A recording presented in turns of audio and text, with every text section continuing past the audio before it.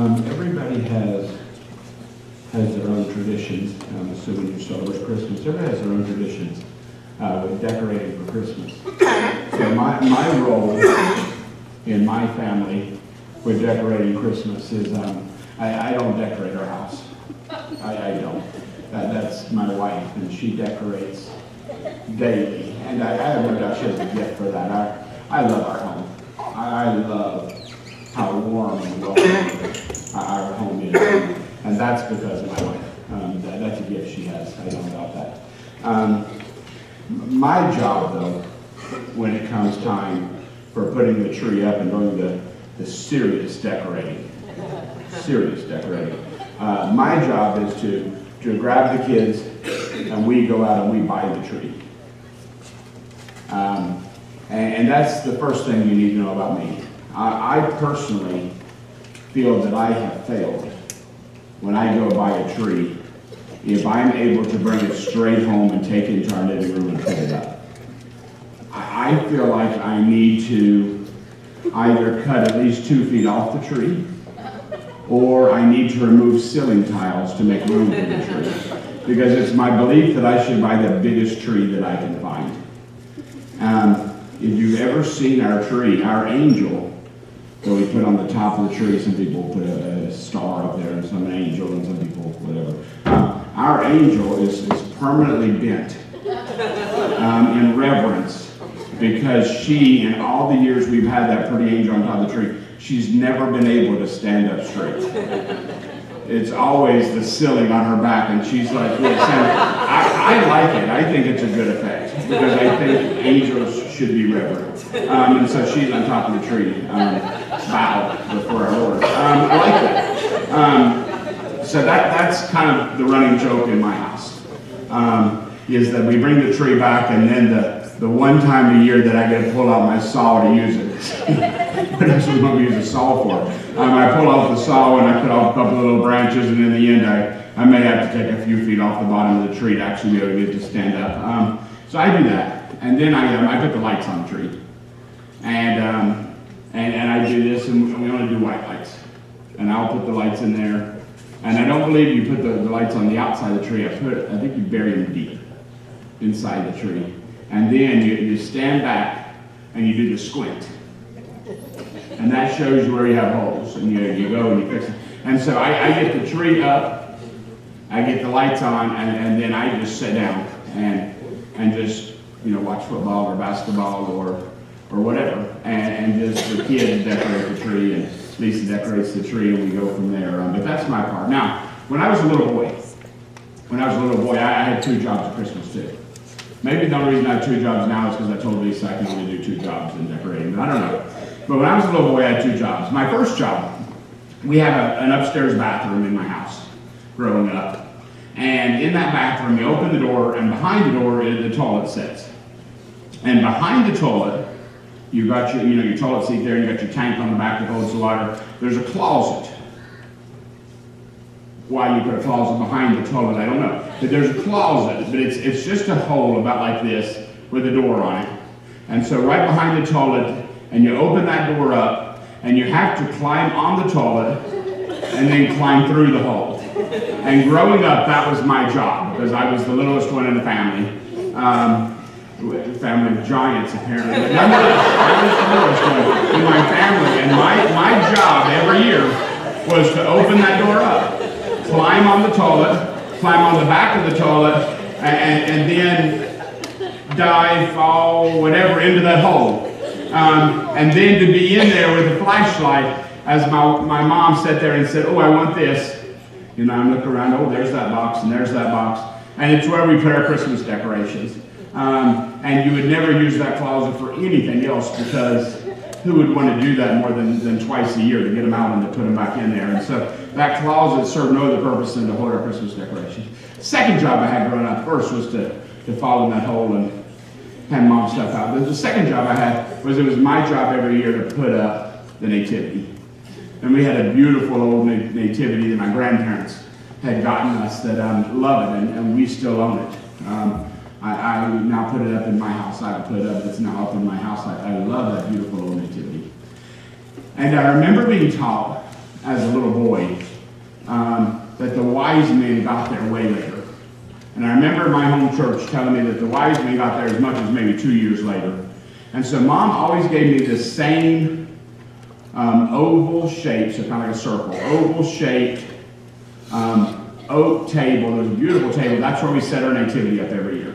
It was just our tradition. It goes in the corner of the living room. And every year I would put our nativity there, and I'd get our little manger, and I would get Mary and Joseph, and I would get the baby Jesus in his little manger there, and I would get the shepherds there.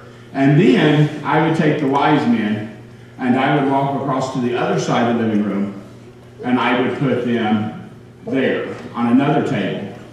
And every year my mom would get mad at me and say, Josh, why are you putting the wise men over there? And I'm always saying, Mom, they didn't get there at the same time that the shepherds got there. We know the shepherds got there like that night, right? And the wise men got there a lot later, Mom. So if I put them on the table, it makes it look like they had to walk really slow going up, right? Or something, right? And so if I put them on the table over here, it makes more sense because they're on their way. And my mom never bought that. And I always had to go and put the wise men there. But I would put all of the nativity scene on one corner of that table, and I'd get the wise men as far as I can on the other end to put them on the edge there, because I always just said, Mom, they got there so much later, and she didn't care. It was really sad. And that's what I'm talking about this morning, not moms who don't care about important things. I'm talking this morning about the wise men. And they play a really small part in our Christmas story, but they play a really neat part in it. So we're going to look at three passages of Scripture this morning. The first one dealing just actually with the Christmas story and the wise men's part in it. And then just two other passages that I think, I'm hoping, encourage us and challenge us today. I love the wise men in this story. So let's go to the Lord in prayer, and then we'll jump into the Scripture. Dear Lord, my prayer this morning is always the same. Lord, I don't want these to be my words. I don't want this to be my thought, my actions. I crave to be your instrument. Lord, speak through me. Fill me with your Holy Spirit. And may the things that come from me today, Lord, may they be of you. May they not be of you. And Lord, as I speak this morning and we open up your Scripture, give it insight. Give us insight into it. Allow our hearts and our minds to be open to what it is that you're having to say. Lord, for each of us, that we may take to what you have in Scripture right here, and we may take it and we may apply it to our lives. That you can use the same Scripture, Lord, I know, that to instruct us and to educate us. You can also use it, Lord, to encourage us. You can also use it to convict us. You can use it for so many things because the Scripture is alive. So, Lord, that's my prayer of the Scripture, that it comes alive this morning. And that each one of us takes from it what it is that we need to take from it. Each one of us takes what you would have us to take from it. So, Lord, as I speak this morning, may they be words. And, Lord, as we listen this morning, may our hearts be open and receptive to what it is that you have to say. Lord, we pray blessings over all those that are here this morning. In Christ's name. Let's jump into the Gospels to start with and just look at the Magi, the wise men as they're called. After Jesus was born in Bethlehem in Judea, during the time of King Herod, Magi from the east came to Jerusalem and asked, "Where is the one who has been born King of the Jews?" Now, here's where we start. We start with this word because it's a word that we don't use in our vernacular today. You don't hear this word used unless it's in reference to these guys traveling. You and I just don't talk about Magi today. So as getting ready for this morning, I just jumped into that word and tried to find origins of that word. A lot of people believe, and boy, the more I read, the more you realize that Christian scholars just don't agree on where these men came from, and they don't agree on what point they actually got there to see Jesus. But what's commonly believed about this word Magi is that it is a word that has the same origins as the wise men, the magicians, the sorcerers, the septors, those men that are referenced in the book of Daniel and in the book of Esther. So under King Nebuchadnezzar, remember, Nebuchadnezzar had that dream, and then he called in all of his wise men, all of his magi, and he said, I had a dream. I need you to interpret it for me. And these guys come in, and they're the who's who of smart people in Babylon, and they say, sure, yeah, go ahead and tell us the dream, O king, and we'll tell you what it means. He says, well, I decided that I want you to tell me my dream, and then tell me what it means.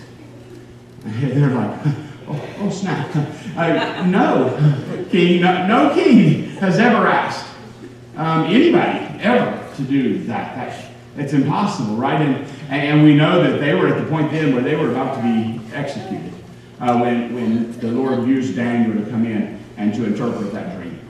And I love Daniel coming in and interpreting that dream because basically Nebuchadnezzar says, are you able to do this? And he says, no, I'm not, but my God can. And it's a beautiful picture of so similar to that story of Joseph all those years before. Joseph, can you interpret Pharaoh's dream? No, I can't, Pharaoh, but I have God who can. And Daniel, that story with him and Nebuchadnezzar is similar. That those wise men that were called in has the same root as this word magi. Then in the story of Esther, you have King Xerxes at that time. And King Xerxes was king over Persia and the Media Empire, Mede Empire. And his kingdom was huge. We just studied that story. His kingdom stretched all the way from Kush, which is basically modern-day Ethiopia, to India. 127 provinces. It was this incredible kingdom in terms of size, right? But in that story, he like Nebuchadnezzar before him, he had those wise men. He had wise men and magicians, those guys, and it has the same root as this. And because of that, a lot of biblical scholars believe that the wise men that came to see Jesus were probably from the Persian Empire. Were probably from somewhere in that Persian Empire. But as I said, that goes all the way from basically Ethiopia to India. Huge. And so where are they from? And nobody knows. But most of the biblical scholars believe that they were coming from somewhere in there. Now, that could be as close as maybe 1,500 miles away. That could be as far as maybe 3,000 miles. And we're talking before the time you're traveling by plane, before the time you're traveling by car, before the time you're traveling on camels, most likely during this time, because a lot of that is desert, right? So you're probably not using horses, you're probably using camels.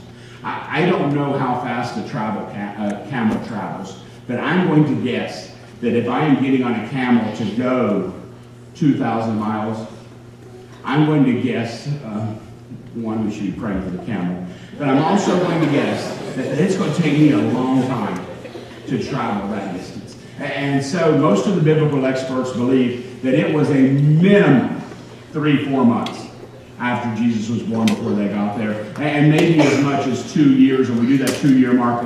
We've always heard 2 years based on King Herod saying, let's kill all the boys that are 2 years and younger, and maybe it could have been as much as 2 years.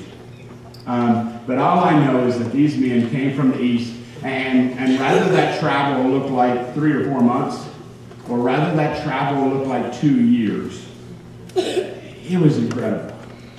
And it was significant. And they did it because they wanted to lay their eyes on Jesus. What we're talking about today is the wise men still seek him. Those that are wise still seek him. Can you imagine getting on a camel and traveling for 3 months? Getting off the camel, spending an evening in a barn or in a house or with Jesus, wherever it was he was at this point. It says he was in a house, but a lot of people believe that may have been a room in an inn or an apartment kind of concept. But can you imagine spending 3-4 months traveling, spending a night or two with Jesus, and then turn around and coming back? Another 3 or 4 months, and you gave 6 months, or if you believe in that 2-year concept, maybe you gave 4 years of your life just to lay eyes on Jesus that one night. Do you see the significance of this? Do you see the sacrifice of this? What is so cool, guys, is that we don't have to travel like that. That we can meet him right here where we are. We have a great privilege that they didn't have. Oh, I hope you take time to seek him. I hope you do. Because I'm telling you, it will change everything. Everything, right? Where is the one who's to be born King of the Jews? We saw his star when it rose, and we have come to worship him. When Jesus rose, or when Jesus was born, a new star appeared in the sky. Isn't that cool? And these wise men, everybody believes that they were astrologers. They were those that studied the stars, right? And all of a sudden, they see this new star that didn't appear until Jesus was born. So we know they didn't start traveling before he was born.